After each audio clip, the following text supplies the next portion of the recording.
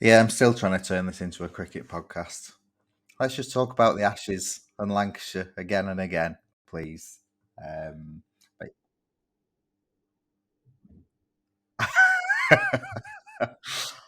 yeah, yeah. Good luck with that.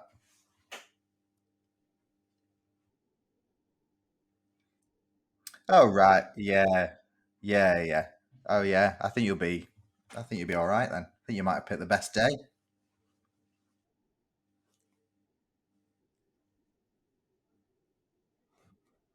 Oh,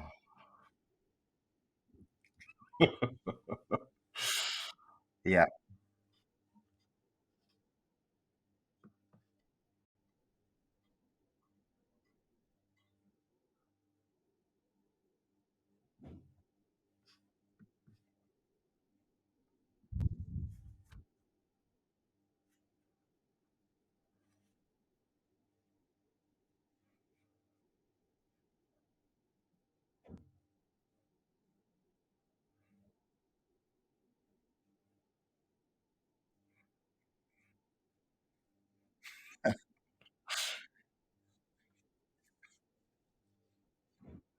Yeah, it was really weird because kind of reports from Germany said, "Oh, yeah, we think Kyle Walker's chosen to stay at City," and then reports the next day from Germany were like, "Oh no, he's chosen Bayern." I don't know if he's chosen Bayern. The the latest I'd had on it last week was that he had had a very good offer from Bayern that he was open to taking, but also he'd had a very good counter offer from City that had made him kind of think that yeah, he could maybe stay at City for the next 2 years. And so yeah, maybe he might have decided, but as far as I know, he is still yet to decide either way. Mares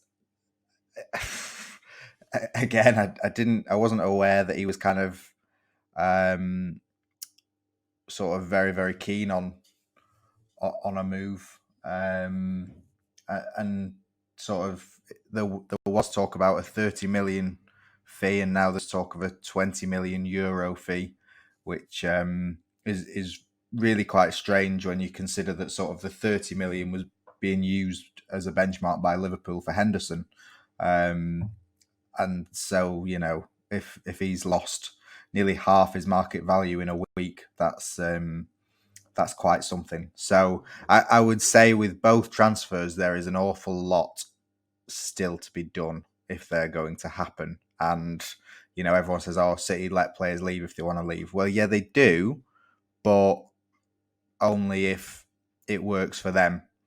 Nathan Ake wanted to leave for Chelsea last summer. He didn't because the deal didn't work for City, so they didn't sell him. Bernardo Silva's wanted to leave since about 4 BC. He hasn't left because no club has come in with an offer. So, yeah, there is a lot of uncertainty around City and their players, and they look like going into the season with a squad of about 8, if you believe everything that you read. However, yeah, it's a lot of negotiation will have to be done. And you say, if Kyle Walker wants to go, great. What's his price? Mahrez wants to go. What's his price? I mean, I don't know. Walker's got a year left on his deal, hasn't he? So I don't. But considering how important he is, like, don't know, 20 million quid, 25. What would you reckon for Walker?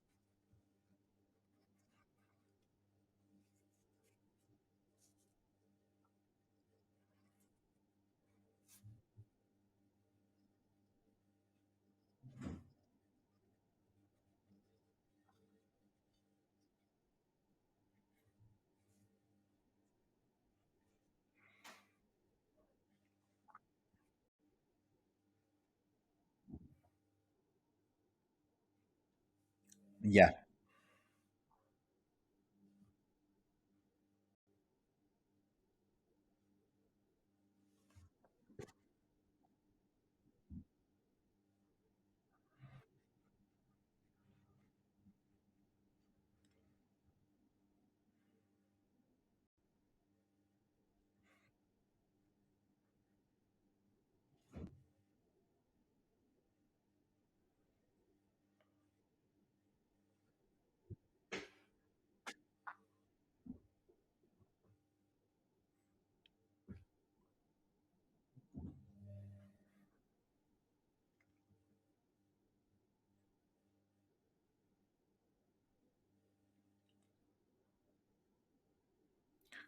Well,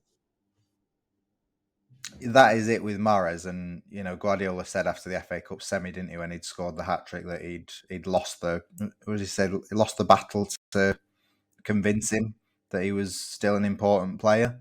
You could completely see why Mahrez would want a new challenge. At the same time, he's kind of old enough and wise enough to know that things can very quickly change at City, and you can very quickly get back into the team. And if you were picking a lineup for the start of the season, if Bernardo leaves, then is Mahrez the one on the right wing? Maybe he is, maybe he's not, but he's in there. It's not like there's loads of bodies to sort of push him down the pecking order. Like, you might be like sixth choice centre back, but he's not going to be sixth choice right winger.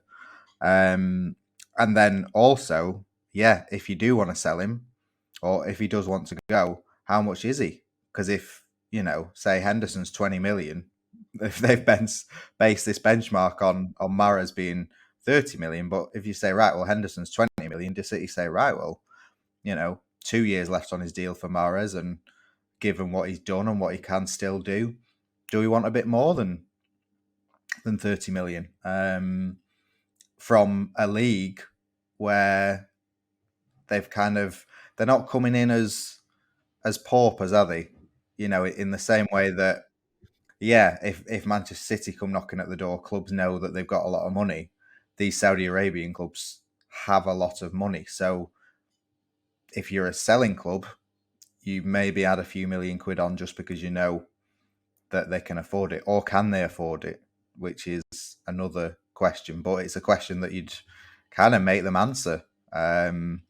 So yeah, I mean, I can understand why there are concerns from fans as the players kind of arrive back for pre-season, and it is significant if Walker and Mahrez have decided they want to leave. But a very important part of the negotiation is City agreeing to let them go for an acceptable fee. And I don't think we've really seen City give any players away. I can't remember many deals where the fans have been left unhappy at a player going for kind of less than they would want. Maybe Zinchenko last summer, who went for a lot of money, but they didn't properly replace him. So maybe something like that, but that's like and they didn't properly replace him and won the treble. So that's kind of really the extent. So I think as much as there are worries around these players, it's kind of City have earned a lot of credit and trust in the market.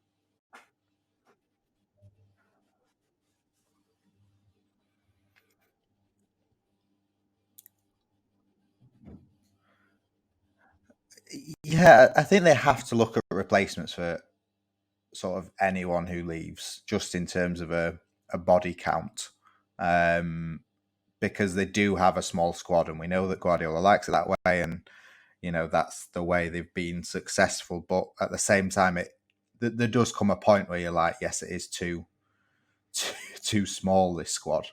Um, and you don't really want to be stretching yourself too thin. So whether they would get a replacement for Mahrez or Walker or not, they would have to at least look at getting a replacement for Mahrez or Walker. If Mahrez goes, one of the biggest losers is Bernardo Silva, because if City agree to sell Mahrez, then Bernardo's chances of leaving kind of take a dive, because he suddenly becomes more important to keep him. He's already kind of more important because he can play that central role, and they've lost Gundogan. But if Mahrez goes, then Bernardo would, well, City would be within the rights to slap a bit more money on Bernardo Silva. And if you're a player as well, like, people are saying, why aren't City getting the business done in the market? Like, if you're a player and you want to move, if you're Bernardo Silva and it's been clear that you want to move for ages, like, why haven't you got it lined up? Because the longer that it takes for you to line it up, the more chance there is of something going wrong, or the more chance there is of City turning around and saying, no, too late, we can't sort something out. Like, it's you read like, oh, Kyle Walker wants talks with Pep Guardiola. Why can't he have him? Ring him up. It all kind of adds up to this idea of, it's the same sort of misconceived notion of like everything has to be ready for the tour, say, and you can't do any business while you're on the tour. You can't sell someone, or once you go on the tour, that's it. You can't leave a club, and once somebody isn't on the tour, that's it. Guardiola isn't coming. It's like that thing, like you can do business right through the summer, but if you really want to get a deal done, you should be at least kind of working on making it happen, and you don't need to wait for arbitrary things such as like waiting to see someone face to face. So yeah, it should be an interesting week where things become a bit clearer. But what is clear is that City aren't going to let people go for what they view as under market value, just because they want to leave.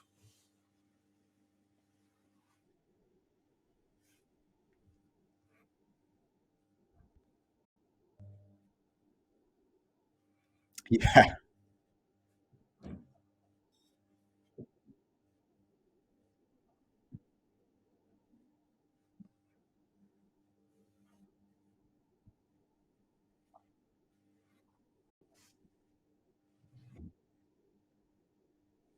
yeah,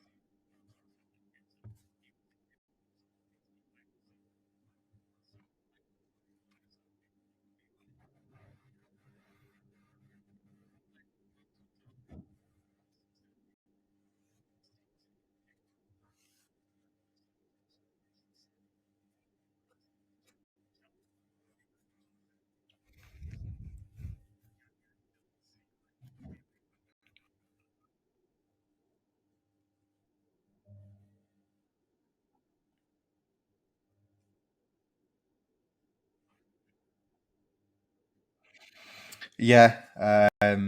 I think he is one who they will be happy to wait kind of the length of the window to find a move for him, and he's sort of at a player who's experienced enough and good enough in that he could kind of drop in at the end of a window and still settle into a team. Like especially the younger players tend to want to get their loans sorted as soon as possible because they want to be kind of in that manager's thinking from pre-season. Whereas someone like Cancelo could just come into a team and make the shirt his own. I'd still be gobsmacked if he was to play a major part in City's season. I think there's every chance that he does get involved and go on the tour. But as a reference point, Joe Hart went on a number of preseason tours under Guardiola. I think he went on in 2018. That was like 2 years after he'd been bombed out the team, and he went on tour and partly so City could remind everyone and say, "Hey, here's Joe Hart, good goalkeeper. Do you fancy buying him?" So the same can be said of Cancelo. I don't think there's any sort of doubt that I don't think he would want to risk kind of not turning up for training. So yeah, he is another kind of situation that is not particularly straightforward or sort of as clean as people might like, but is likely to sort of be involved until he isn't. But the expectation is still that he won't be involved for the season because of how badly things ended. I mean, it would be some comeback for the team, but also like for the fans. He got booed at the Etihad when he was back, and then in Munich, the City fans were chanting "City reject" at him. I don't think this is a player that they are ready to welcome back with open arms. So, yeah, that would certainly be a surprise if he were to come back.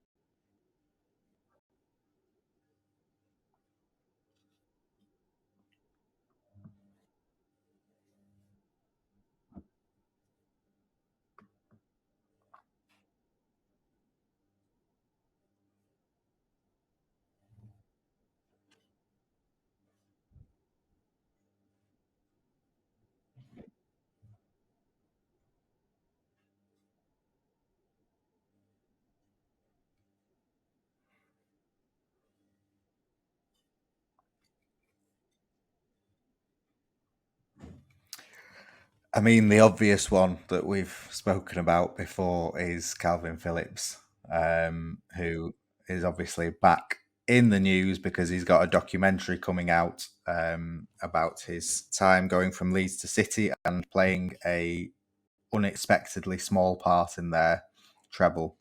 And yeah, he's a good talker, is Phillips. But still needs to show that he kind of gets it at City. And Rodri will be as Rodri is, but this 4 or 5 weeks is perfect for for Phillips to come in and really sort of change a few minds in that in the coaches sort of room, because it was very clear by the second half of last season that they just didn't trust him to play, and that was a real shame. And City spent 45 million on this guy, and he basically wasn't trusted to play against Championship opposition. So it was startling. Um, Now, when there's no pressure of big games, it's not like if you play him, you're risking losing the treble or anything like that. Now is the chance for him to come in and show that he can look decent alongside or instead of Rodri. It might not mean much because, or I don't think we'll be able to take loads from the games in the way that I think he looked pretty good last summer, even if he did play quite a lot at centre half. But it will be his attitude and what he does on the training pitch that really either makes the difference or doesn't in terms of resetting him.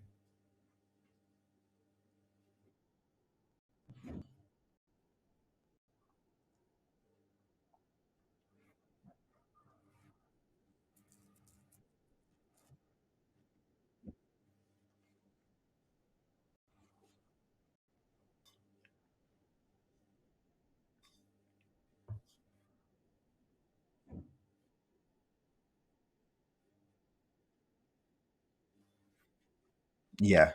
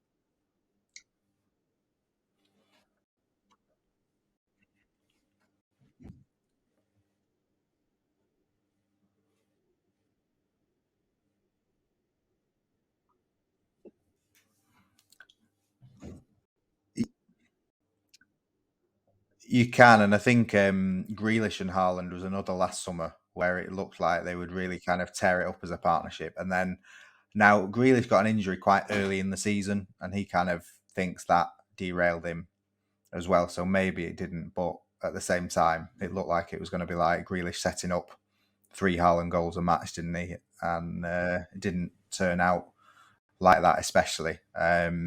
It's hard pre-season. Like everyone tries to judge loads from it, and sometimes you get a real good sense of how things will be, and other times you just don't.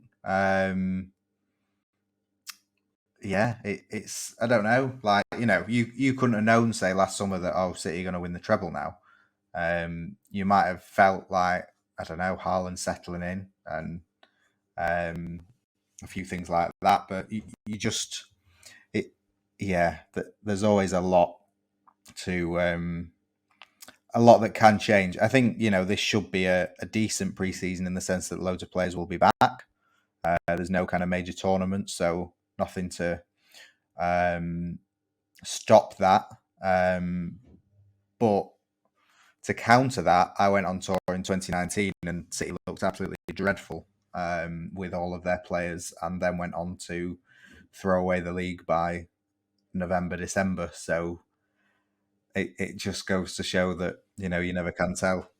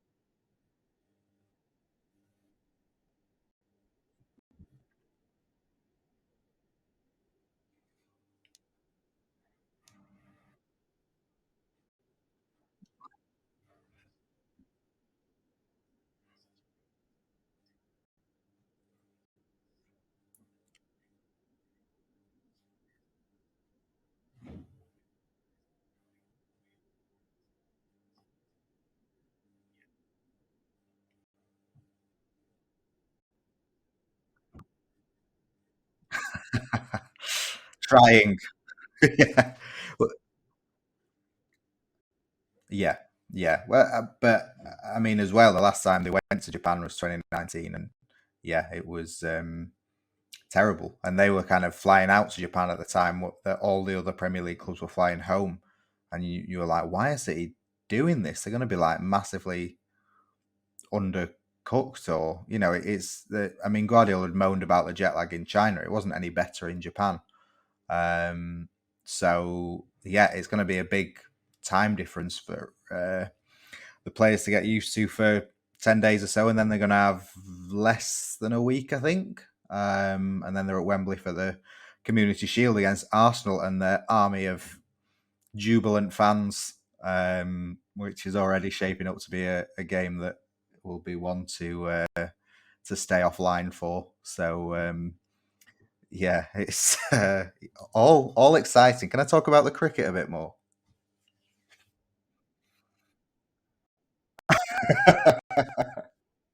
Yeah, yeah, yeah.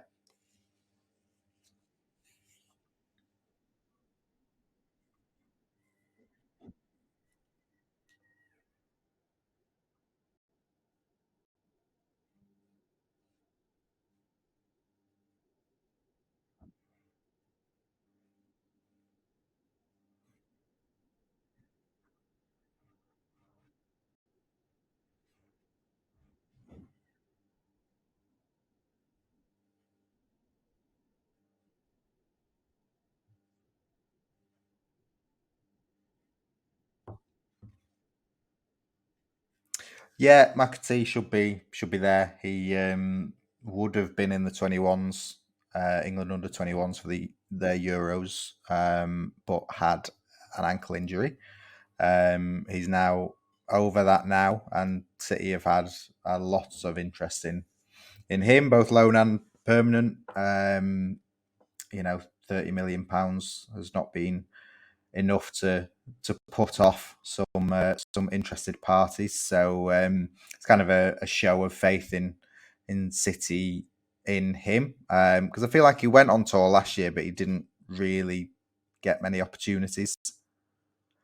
Um, and so he would kind of expect more this time, in this kind of fluid situation we have where we don't quite know what the midfield and attack will be. But certainly, yeah, with Gundogan going, that kind of opens up the middle a bit more for McAtee. And yeah, I will be interested to see which youngsters he takes, because certainly kind of, yeah, there's just so many of them, aren't there? Really, but you think back to like the back end of last season, you had say Nico O'Reilly got on the bench at Brighton, um, but then is that productive if Haaland's just going to play up front every game? But there are, yeah, I mean, Oscar Bob has done very well, with the reserves now for a few years. Is it kind of time to see a bit more of him? And then you've got to be looking at defenders and fullbacks really, because they're the ones that are going to be kind of thickening out the squad to mean that kind of no one has to play 180 minutes in Tokyo. Um, so yeah, who would you be excited to see go?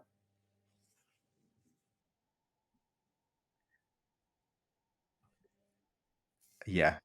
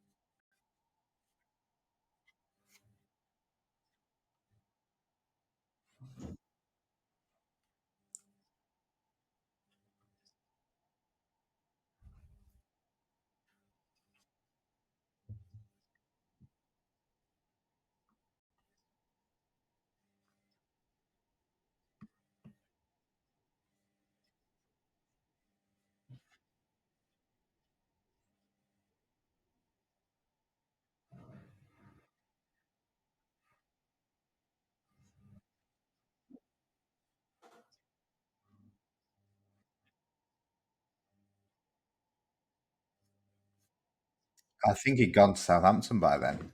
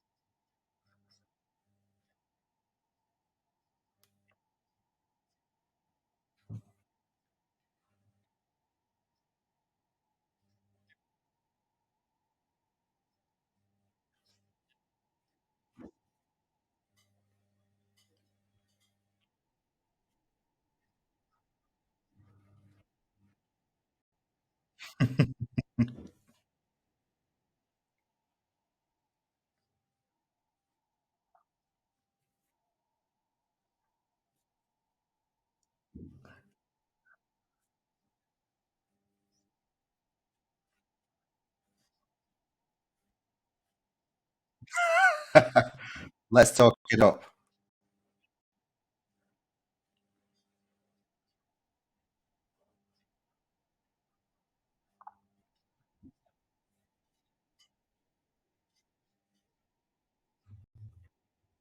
All of that.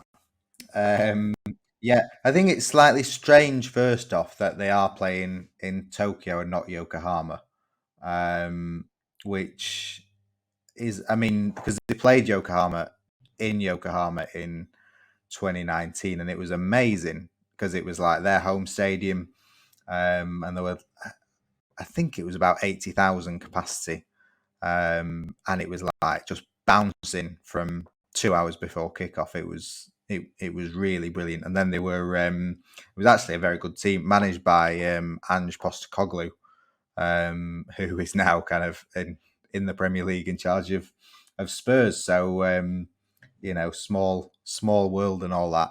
But I mean, I'm sure it will be a good atmosphere and a sellout and a good test for City. Um, but like Yokohama isn't that far from Tokyo, and maybe it was just worth kind of playing. And it's a City Football Group team as well, so just let them play in their own stadium rather than playing in Tokyo. But never mind. So I don't know if it will be slightly less of an occasion because it's not in Yokohama. But I suppose City would get the stability from that. But yeah, I think Guardiola's never been shy to kind of roll out his star names from the start. Really, I think they'll probably be talking about 2 to 4 young players in the starting 11, maybe. Um, but there will kind of be not that much protection for the rest of them because there aren't that many friendlies. You're talking 3 games before the Community Shield, so it's difficult because normally you treat the Community Shield as a fourth friendly, but they're not doing this time because they really want to win it. So you would sort of say by the end of that third friendly, you would want like your team that you're playing in the Community Shield to have played kind of the third game at least kind of 60 minutes together. So working backwards, you would like to think kind of the core of a team that you might want to start the Community Shield will play together for 45 minutes against Yokohama, and then we might see kind of sweeping changes. But there aren't loads of players, loads of first team players, so I think we will see them all essentially.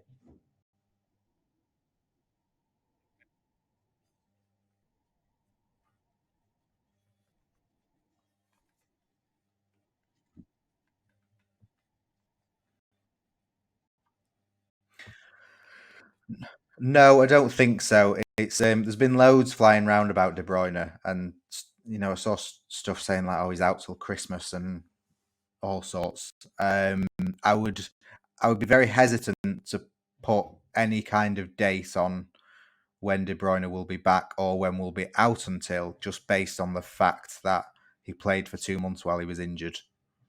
Like he should have been out for the last 2 months of the season and played. more than half the games. So, I'd be very reluctant to say, oh, this guy's out until October or November or March, when he's already kind of defied what we would expect um, of a player to do. So yeah, we're not expecting him on the tour to kind of keep up his rehab. But I wouldn't I wouldn't be surprised by anything De Bruyne does, which we've said a long time on the pitch and now applies off it as well.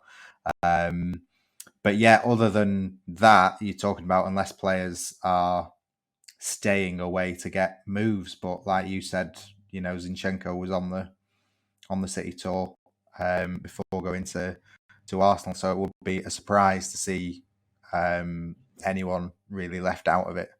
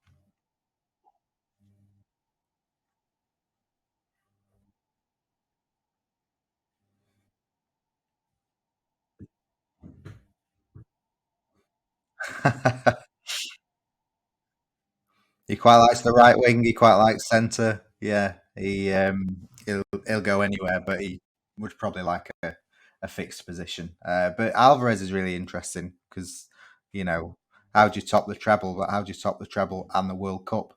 Um, but he's always fighting against Haaland. But like we were saying with Phillips, this is sort of prime time for Alvarez to sort of show to Guardiola and the rest of them, like, this guy needs to be in the team. Doesn't matter how, this guy needs to be in. And especially kind of having played instead of De Bruyne a lot of the time when he played last season, when he made starts. If anyone's going to be sort of putting the hand up and saying, I should be in the team when he isn't, then it's probably Alvarez. So will be, and also he's had a rest, hasn't he?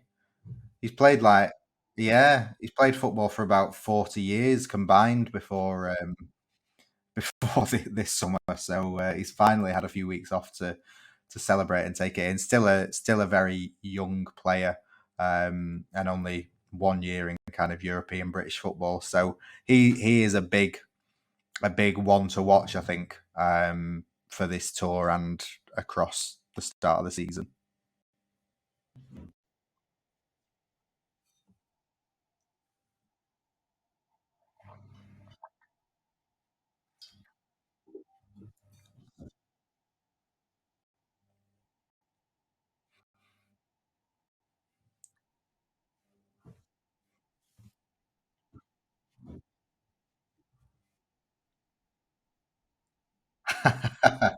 Yeah,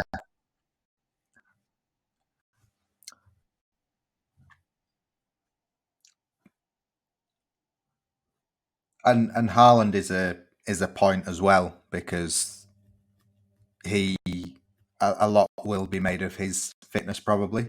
He didn't really play that much last year on tour, did he? And there has been this sense that's carried him through the season that's kind of like he needs a lot of looking after. So if there are chances not to play him in games that aren't of importance, they might well be taken. So it wouldn't be a surprise to see Haaland kind of not get many minutes on tour, but that doesn't mean that he's then going to be a risk for the start of the season.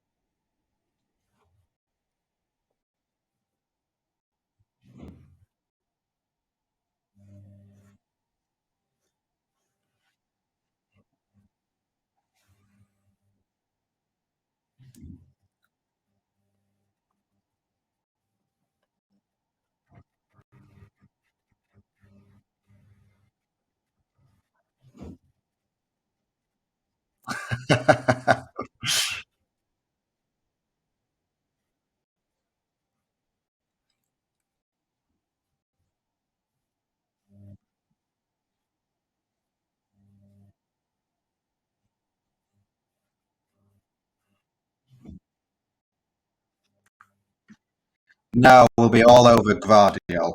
24/7 Gvardiol, that's us. Yeah.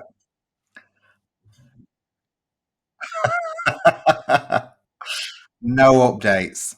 Yeah.